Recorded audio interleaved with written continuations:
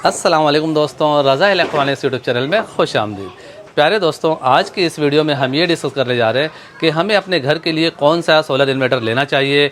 1 kilowatt का लेना चाहिए, 2 किलोवाट का, 3 किलोवाट का। इसके अलावा कितने वाट का लोड के लिए कितने वाट का सोलर सेटअप कारामिद रहता है और कम से कम बजट में हम किस तरह से अपने घर में सोलर सेटअप इंस्टॉल करके हम अपने बिजली के बिल की बचत कर सकते हैं। पहले हम एक छोटी फैमिली के लिए एक छोटे सोलर सेटअप पे बात करते हैं। मिसाल के तौर पर एक घर में एक अदद फ्रिज है, 4 से 5 पंखे हैं, 10 से 15 लाइटें हैं और एक पानी की मोटर है।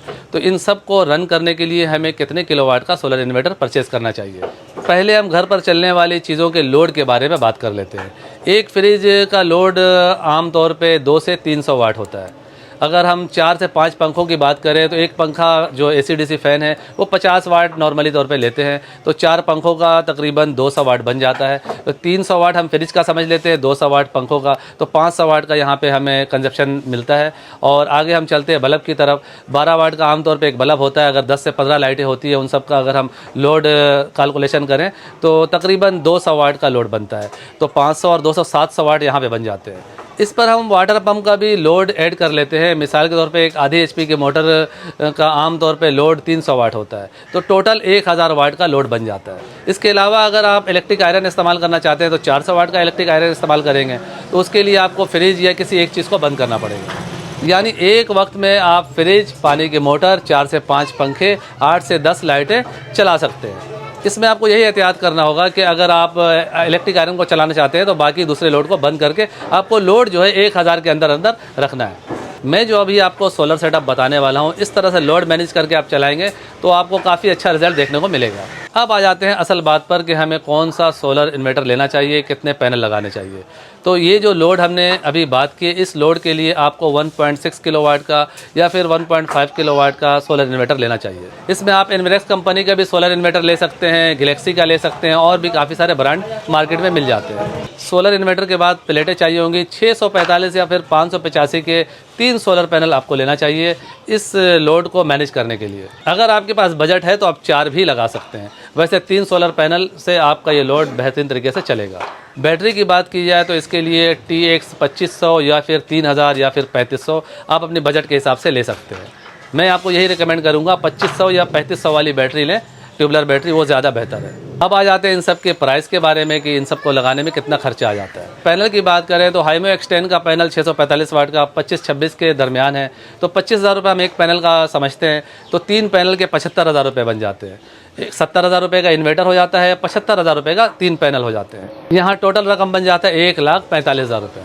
अब इसमें अगर हम बैटरी को ऐड करें तो अगर आप 2500 वाली बैटरी लेते हैं तो 50,000 के करीब बैटरी भी इस वक्त रेट चल रहा है TX 2500 का, तो उसे अगर हम इसमें ऐड करते हैं तो 1,95,000 के करीब रकम बन जाता है। 70,000 रुपये का इन्वर्टर है, 75,000 रुपये के 3 सोलर पैनल और एक अदद बैटरी जो कि 50,000 रुपये की, टोटल 1,95,000 रुपये का रकम बन जाता है। इसमें आप मज़ीद ब्रेकर, तार वगैरह 25,000 और ऐड कर लेते हैं तो तकरीबन 2,20,000 में एक आपका प्रोफेशनल सेटअप बन जाता है, जिसके ज़रिए आप फुल डे अपने घर का 1000 वाट का लोड चला सकते हैं, जिसमें आप पानी के मोटर भी चला सकते हैं, फ्रिज भी चला सकते हैं और 4 से 5 पंखे चला सकते हैं। दोस्तों, ये सब बातें थी एक कंप्लीट और प्रोफेशनल सोलर सेटअप के बारे में। अब ये बात करते हैं कि किस तरह से यही तमाम चीज़ों को हम कम से कम खर्च में चला सकते हैं।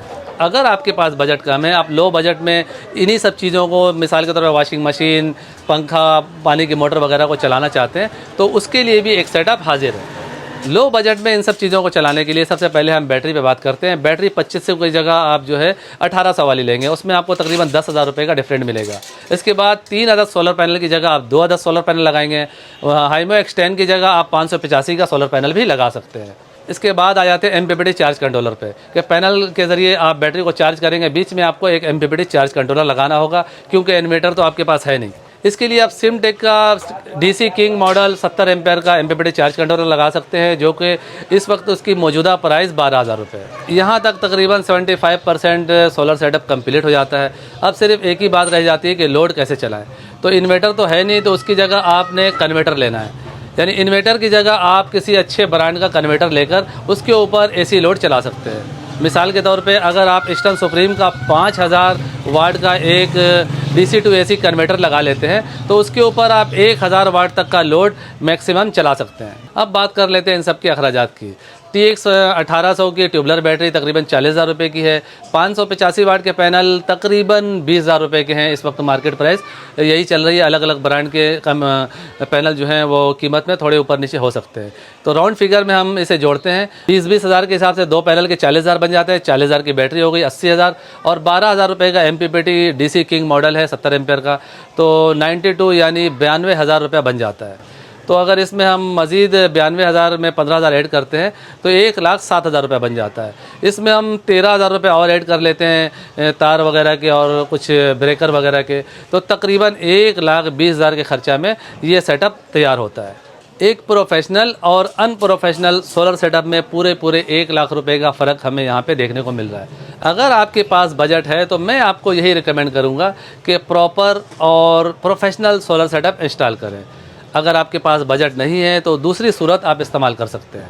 अगर आपके घर का लोड इससे भी ज़्यादा है यानी 1000 वाट से ज़्यादा है, 2000 या 3000 वाट का है, तो इस टॉपिक पर भी हम इंशाल्लाह नेक्स्ट वीडियो में डिस्कस करेंगे। फ़िलहाल आज के लिए इतना ही। मेरा ये वीडियो आपको कैसा लगा नीचे कमेंट सेक्शन में ज़रूर बताइएगा। वीडियो को लाइक भी कर दीजिएगा, दोस्तों को भी शेयर कीजिएगा। चैनल में नए हैं तो चैनल को सब्सक्राइब करके बेल आइकन भी प्रेस कर दीजिएगा। अपनी दुआओं में मुझे भी याद रखिएगा। मिलते हैं नेक्स्ट वीडियो में, तब तक के लिए अल्लाह हाफिज़।